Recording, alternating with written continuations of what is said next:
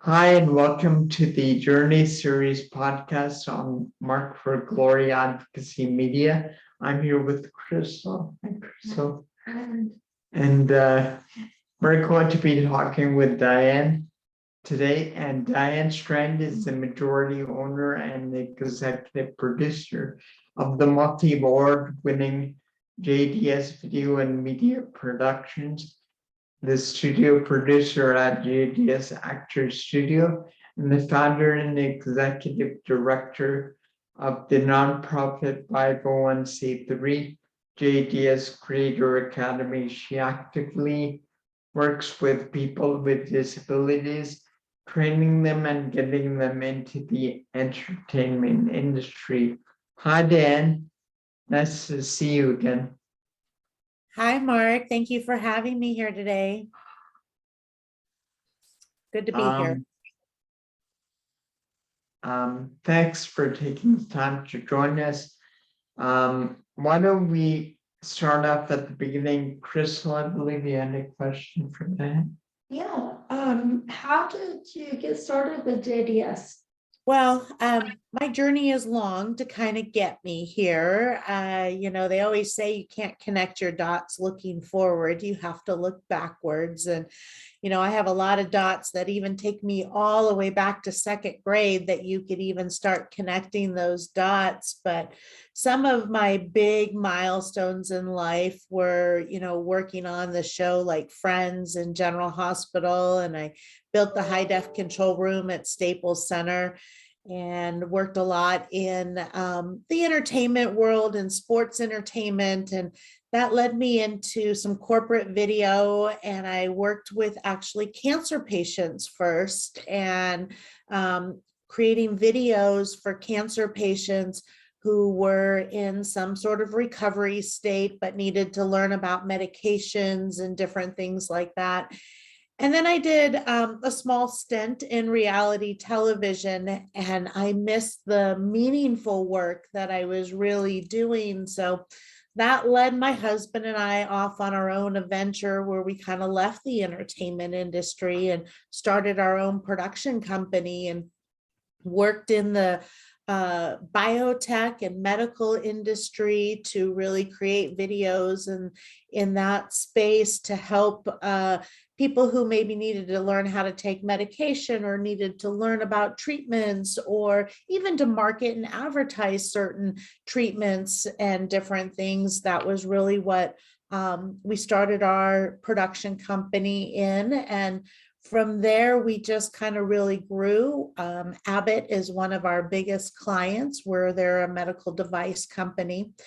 And we then launched our Actors Studio and started being able to actually launch actors into the entertainment industry. So we were busy doing corporate video and launching actors into the entertainment industry, and really saw that there was a big need for more arts classes and more education in the arts so people could really find their pathway and their true passion. And that's when my husband and I co-founded the nonprofit JDS Creative Academy.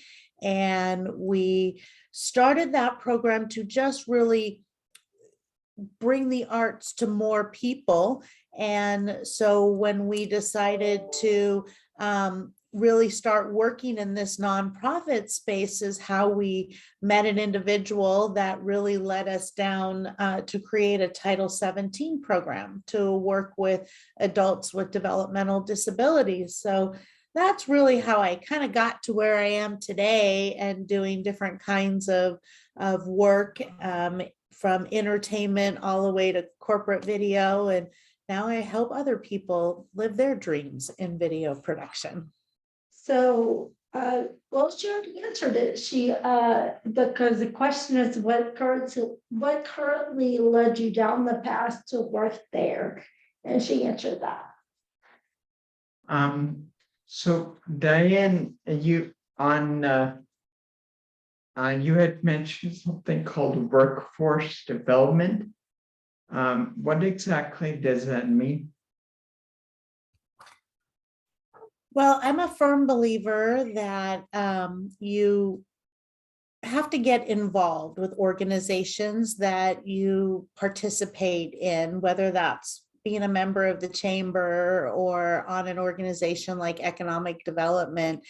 And I was very active in those two organizations, and I got invited to a workforce development meeting and learned all about all the services that are out there to help people who have barriers in finding work or employment, whether that be an individual with developmental disabilities, or that be somebody maybe who's just come out of the service and they're a veteran, or it might be somebody who may have, some incarceration behind them, or maybe somebody who's coming from a really low socioeconomic lifestyle where they can't progress. And that's really what workforce development is all about, which is finding programs and organizations that will help individuals who have a barrier to gaining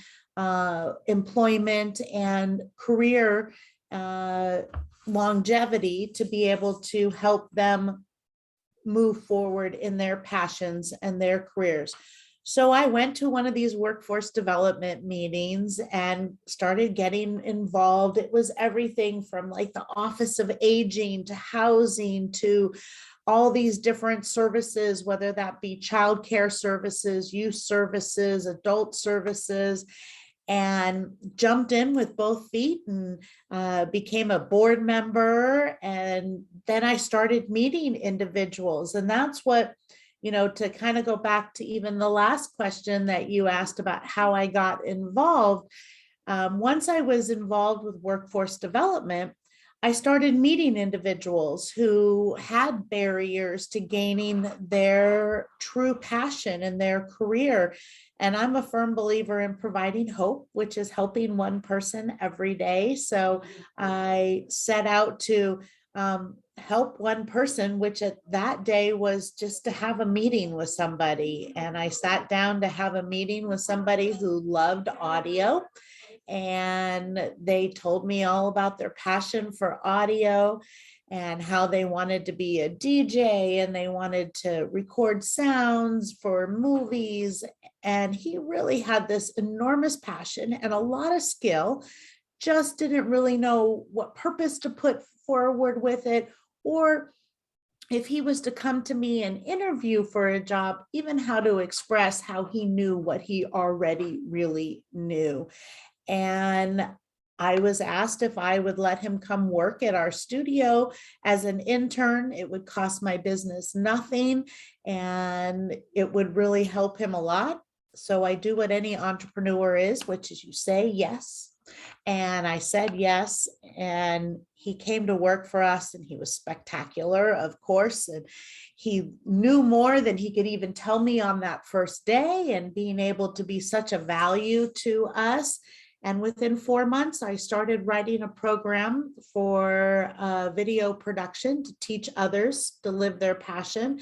And I created it as a Title 17 program. So now currently we have 20 adults in our video production Title 17 job training program for adults with special needs. And it's really fantastic. And now we're placing them in jobs, which is even more exciting. I know in my own career path and life in general, there's been several barriers, and I know there was a lot for him as well. And thank God for people like you that give people like that opportunities to grow. As someone on the other side of that, what are the biggest barriers you see?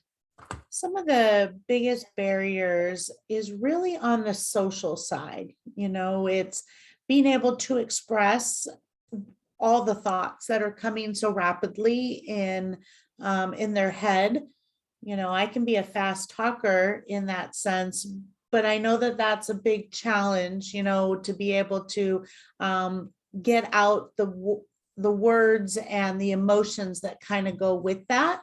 That tends to be a challenge. So we come up with tricks and tools and new solutions. Thank goodness for technology to be able to help our individuals along, as well as whether that be learning the repetitiveness. We do hands-on training here.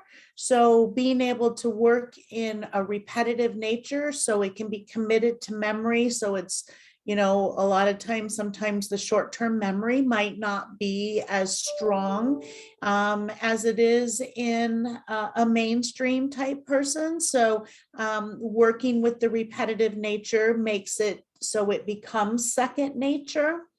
And those are some of the biggest barriers that I really see, because I can tell you every individual I have met who has any kind of disability, their creativity, their talent, their drive, their passion are off the charts. And that is just such a special trait. I can't tell you how many mainstream people come through my doors who want a job and want to do something. And I'm like, I would rather deal with an accommodation than somebody who thinks they know it all and have all the answers and they want to do it their way, right? Where I have individuals that come to me and they just want to learn and they want to do things to make me happy. And I'm like, well, I want to do things to make you happy. And what a win-win is that, So further to that question, what are are there any services available to people with developmental disabilities to help them get into the workforce? Well, there are lots of different types of programs that adults with developmental disability can get involved in.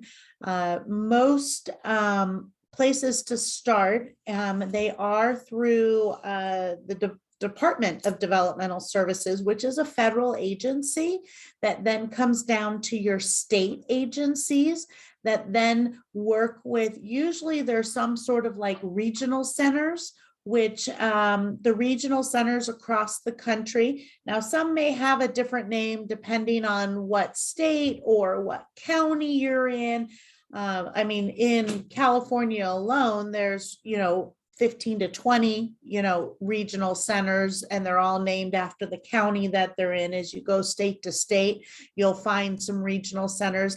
And what a regional center is a place where I kind of refer to it as a clearinghouse. They're the place where the individuals with the disabilities get registered with to then get partnered up with a service that will help benefit them, whether that be going like to a Department of Rehabilitation, so you can get some training and then go work out straight to work with a job coach. Or maybe you might need some services to get you ready for that. Like we work first in a day program scenario, which is where they come in on a day program and it's learning the soft skills and the technical skills. And it's an open-ended program. Some of the day programs for those that might have a lower functioning level might start with trying to work on behavior, starting to work with, just life skills that might need to be learned and obtained. But then in our program, we work on a job level. So then after they get that hands-on training, then they can even escalate that into an internship and then hopefully move that into a direct hire type of situation. But you can usually find a day program that meets most of the needs in different varieties, or a life coach. And these are all programs that a regional center will kind of house, that they're already approved, so that the consumers and the participants who are looking for those services have a direct place to go, and also a place to make sure that their rights are being protected and that the programs are definitely delivering the service that they're intended to deliver with reviews and goals. The question pretty much was, what are the advantages? What did the people with disabilities get out of JDS? But can you maybe touch on that a little bit more and more of the emphasis to it, please? Absolutely. Well, the benefits in any day program, really come about the community that's developed. And we have such a special community here. We call ourselves the hashtag JDS family. So, when you're here, you're part of the crew, you're part of the team. We look at you as, one of our co-workers as you're here. So you get to definitely feel like you're included and that you have a very important part in what it is we do every day here, which is so true because we couldn't do what we do every day without our full community. And that is the benefit of having one of these programs, the community, the hands-on training, the work on the soft skills, so you can, advance into some of those hopes and dreams that everybody has, whether you need better skills. Some are on a behavioral level, so you can work on your tone, or you can work on, just being able to learn some of the, some of the social skills that maybe you're not quite cued into. And now as individuals, we tend to work with those that are somewhere between the age of 22 and maybe about 35 in there, depending. So the maturity can be there, or we can help you mature and being able to progress in being successful in what everyone hopes and dreams, living independently, holding down a job, maybe finding someone to love.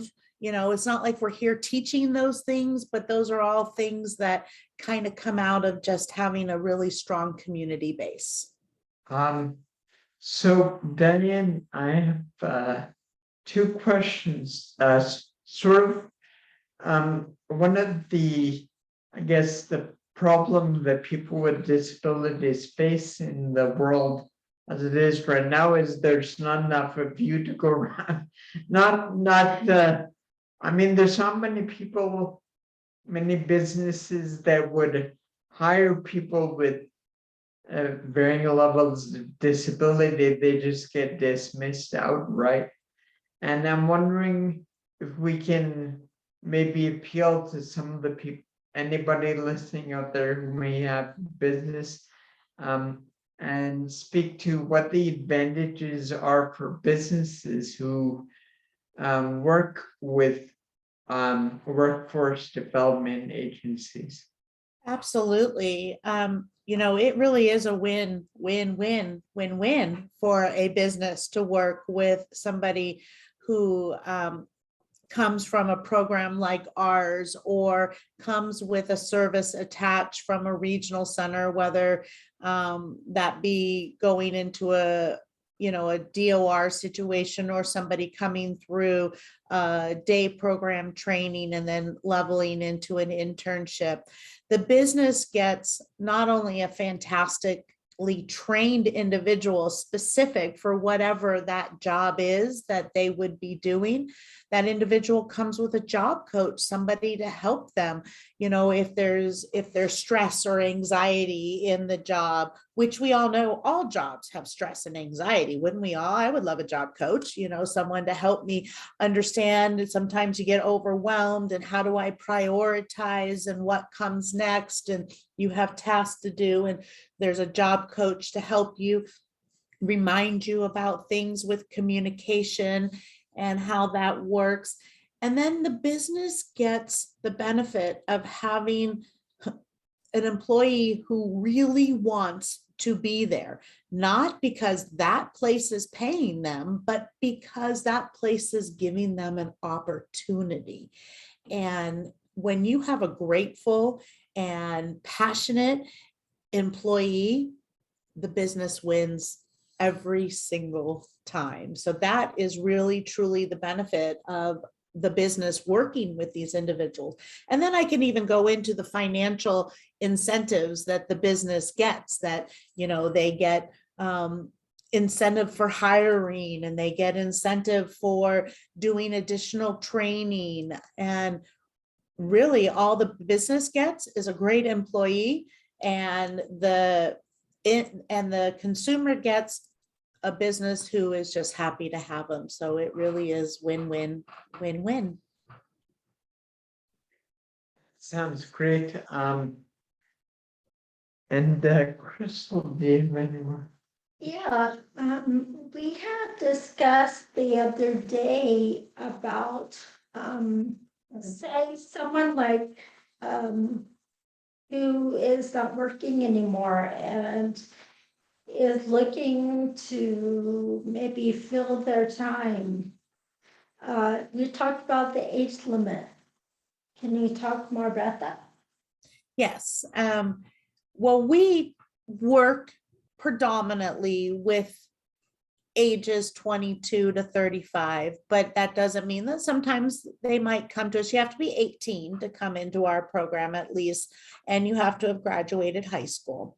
But we do usually see better performance if they go through some sort of transition program from out of high school with still the school system and then coming into our day program, because our program, it's 25 hours a week, it's 5 days a week. It really is like holding down a job. So it can be a little intense in that sense, because it really is preparing you for the workforce. And that's where good communication comes in, and building up that attendance and those kinds of benefits for being able to learn on the job. And we work to really help the transitions move smoothly, whether that's coming into our program or going out. And that's why we work a lot in that age range. But, we work, if you're 50 and you want to learn what we have to offer, you're welcome in our program. We just seem to see that is usually the average in the age range that works best, because they have a desire and they're at a good stage in their development to take on the extra learning in the technical space, as well as, being in the prime of their life of ready to go out and conquer the world.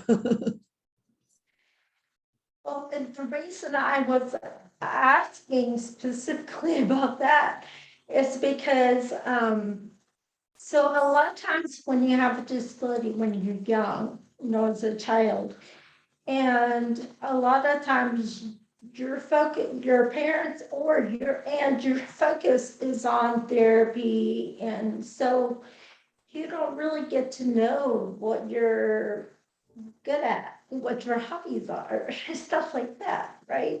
Because your main focus is on just surviving and therapy and making a life and a family and whatever you aspire to, right? So I was just curious as to what those opportunities would be like, because people want to also know, like in the workforce, what they're good at. They have to find out what they're good at, like what you do first, and then they can go out and use those skills in the workforce. Yeah, that is, we see that. That's why when you come here to our program, it's a video production training program, and you might be interested in camera work, lighting work, audio work, in front of the camera, maybe editing, maybe graphics, maybe more writing or marketing emphasis. So that's what we explore when they first come here, so they can learn what area. Everyone has to participate a little bit in everything, whether it's your forte or not.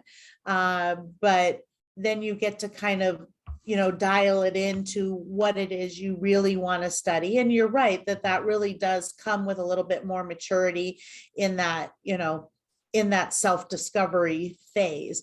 I mean, I know for myself, I bounced around, till my mid to late 20s, till I was kind of like on a path of, oh yeah, I'm kind of doing my thing here, right?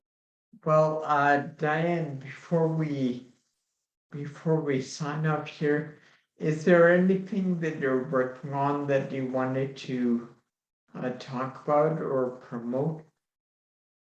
Oh, sure. Thank you for that opportunity. We're really working on spreading the message of how the arts level the playing field and make it very inclusive place for all to get involved. It makes for great diversity amongst people, because when you bring in all walks of life, you get better collaboration and you get better ideas that come from it.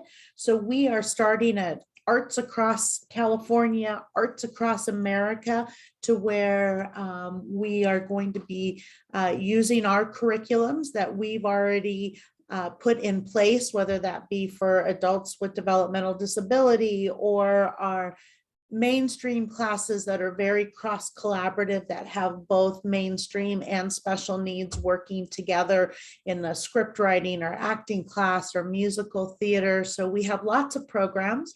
I've also just written a book called Show Business. So if you're out there and you're looking to break into the industry, you can definitely get a hold of that book. And if you're a creative individual and you make short movies or TV shows or graphics or work in the animation, you definitely want to check out DigiFest, which is one of our 3-day festivals that you could get involved with. So we have lots of opportunities. You can find us all over social media with the hashtag JDS Family, whether that be JDS Video and Media Productions or Actor Studio or the nonprofit Creative Academy. And we have lots of TV shows, Spirit of Innovation. The SOI Update is our news and information show that our participants with developmental disabilities, they write it, they record it, they present on it, and they do it pretty much 100% on their own, just with a little bit of help and approval process that the industry professionals. So that's a great show that you can always check out on our websites and support our consumers as they give out the news and information. Thank you for giving us that information to share with everyone. I want to, you touched on something about innovation, right? And a lot of companies want to say they're innovative. Sure, they are, but like you mentioned earlier on, that, you put people with disabilities in there, and there's a lot of creative and really smart and things that are hidden within people because they've been put behind, right, in the background. Well, you can't really say we want to be innovative without inclusion. I 100% agree with what you just said. My definition of creativity is innovation.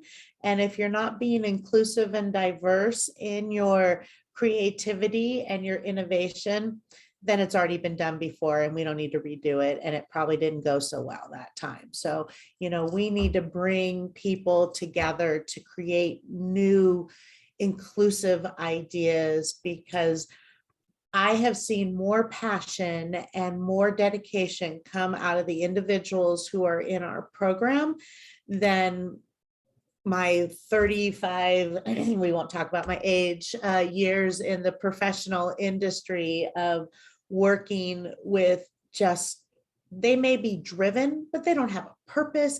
They don't have a passion.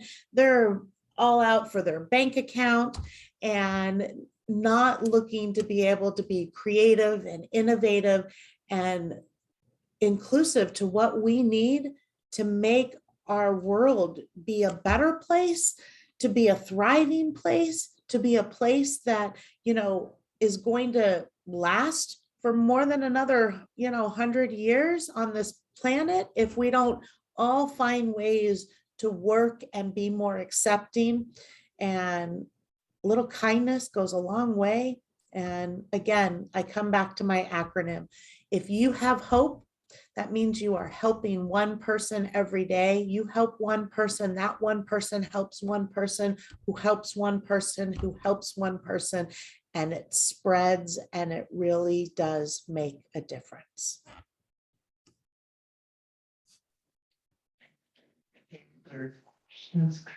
No, she was very thorough. Thank you. Yeah, well, I have one more, Diane.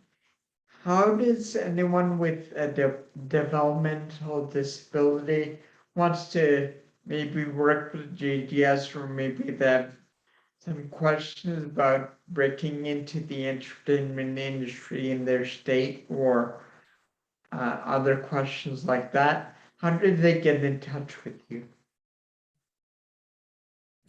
Well, definitely reach out to me through social media or any of my websites. That would be the hashtag JDS family if you're trying to find any of the websites. The book we wrote is called Show Business: How to Break into the Industry as an Actor, and that's available wherever books are sold, whether that be Barnes and Noble, Amazon.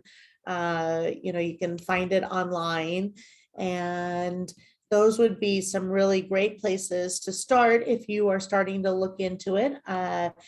You can always follow me. I give lots of great advice through social media, and we are going to be having some new programs that are going to be hitting our website that you can even start to take some of the classes online. Those should be available this fall. And, I encourage anybody out there who's listening, if you want to create a creative academy in your area or your region, we can help you do that too. So you can be a part of the solution. That's awesome, Diane. So on that note, I'd like to thank you for taking the time to speak with us today. And it was a pleasure. Thank you so much. It was a pleasure being here. Okay, have a good day. Thank Bye. you.